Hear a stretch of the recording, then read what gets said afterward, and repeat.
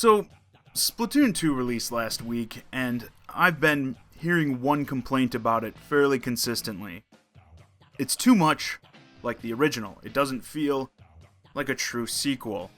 Now, when the original reveal trailer for the Switch dropped, I mentioned that it seemed like we'll be getting some ports, as I noticed Mario Kart 8 and Splatoon gameplay featured in it. In the comments, some people said that these were going to be new games, noting features that weren't in the originals. Since, to me, they looked so similar to the originals, I felt like they had to be ports. In the case of Mario Kart 8, I was right, but Splatoon did in fact turn out to be a sequel. The reason I bring this up, and really the reason I think so many people are kind of disappointed in Splatoon, I don't even know if people are really disappointed in Splatoon 2, it's just, this is the main criticism I see for the game. And I think the reason people are seeing this as opposed to, other shooters out there that also typically look pretty similar than the previous game, is that Nintendo usually does a really good job of letting their franchises go dormant for a while.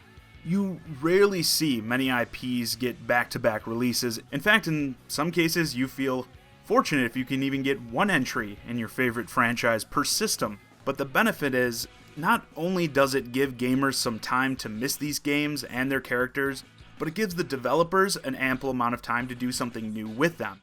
Even Mario, the most overexposed Nintendo character, sees a fair amount of diversity in his games. If you look at the core Mario titles released on the Wii U, they all felt pretty different. With the original Splatoon releasing just 2 years ago, that really didn't leave much room for either of these things to happen. So yeah, no surprise that Splatoon 2 ended up looking and feeling very similar to the first game. Now, how much of a negative is this really? Well, for one, I've got to acknowledge it, as if you follow my channel, you know I often bash the yearly/biannual game releases for this reason, of them feeling too similar. So it wouldn't be fair if I just let Nintendo get away with this just because they're Nintendo. But I also acknowledge the unique situation they're in with the Switch. Could this game have been released as a sort of Splatoon Deluxe in a similar vein as Mario Kart 8? I feel like it has too much new content for that. And I know that the Switch is already feeling pretty port heavy with titles like Mario Kart 8, Rayman Legends, Lego City Undercover, etc. And a lot of them are kind of considered the major releases for the year, so I'm sure Nintendo wanted to break that trend up a bit with this game. I will say, somewhere in the middle maybe would have felt a bit better. A Splatoon 1.5 perhaps more accurate in what the game feels like. And this game carried over some of the issues that I had with the first game. Mostly that, similar to the original, it feels a bit light on content, at least from the outset. But also, like the first, we will be getting a ton of free DLC. I think if this game came with all the maps and modes of the first, it would feel like a more complete experience. Like, because of the games playing so similar, I don't get why we're kind of casting so much of the good work they did on Splatoon 1 to the side, why we didn't bring more of it over. Like, I'm certainly not an expert on this game, and, if some of you are, you can feel free to poke holes at this in the comments, but to my knowledge, like, Splatoon 2 doesn't really have anything in terms of, like, new features or gameplay mechanics that would make the content from Splatoon 1, like, unplayable or broken. So yeah, I just don't see why we couldn't have pulled more from Splatoon 1 to bring it and brought it over to Splatoon 2 to make it feel like a bigger game. And if you combine that with the new stuff and stacked on top of that with what's currently planned for DLC, I mean, this game could have been huge. And that way, maybe we could get more than 2 maps into these rotation deals. One of the things that I really wish they would have left back in the original. If you're not aware, there's only 2 maps active in each mode, standard, ranked, etc. at any time, and then they change every couple hours.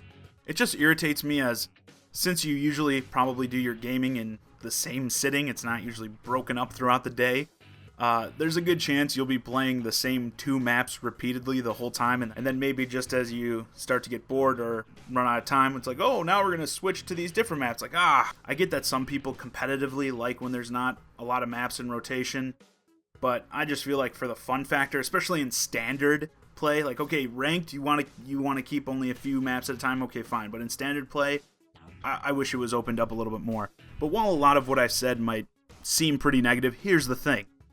Splatoon is still an incredibly fun game.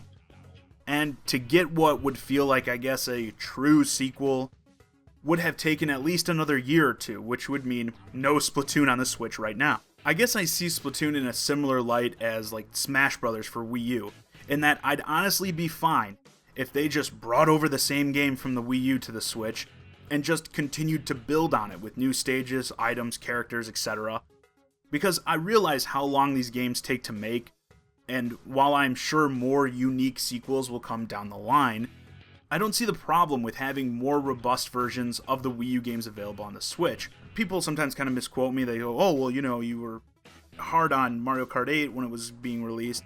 It's not that I don't like Wii U ports or ports in general. It's that I don't like when they're considered on the same level as a new release. You know, I think there needs to be a distinction. Like Mario Kart 8 is an older game that is coming over to this new console, where Mario Odyssey, that's a totally new game. But in terms of using ports to pad the number of releases, you know, to help us get towards the Mario Odyssey, we need to, you know, port over some Wii U games. I think that's totally fine. Especially since the major selling point of this system is the portability. This isn't like the Xbox 360 and the PS3 going to the PS4 and Xbox One, where it's just another box that you're playing your games on.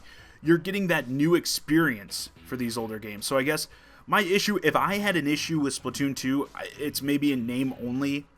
I guess it does, maybe it does feel more like a stopgap between the original and what down the line will be a true, like, full-fledged sequel. But that's not really a bad thing, considering the Switch is still pretty light on titles right now.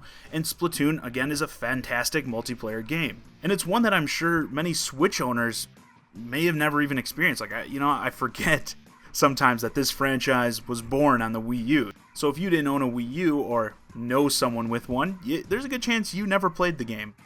So I'm glad that more people are going to experience it on the Switch.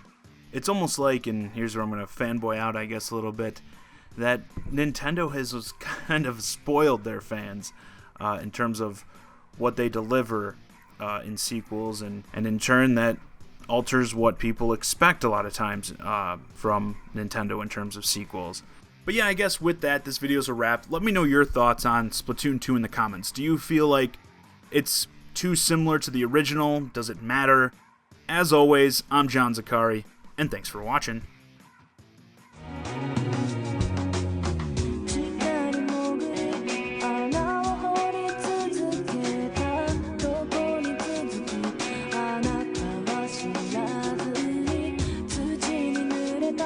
少し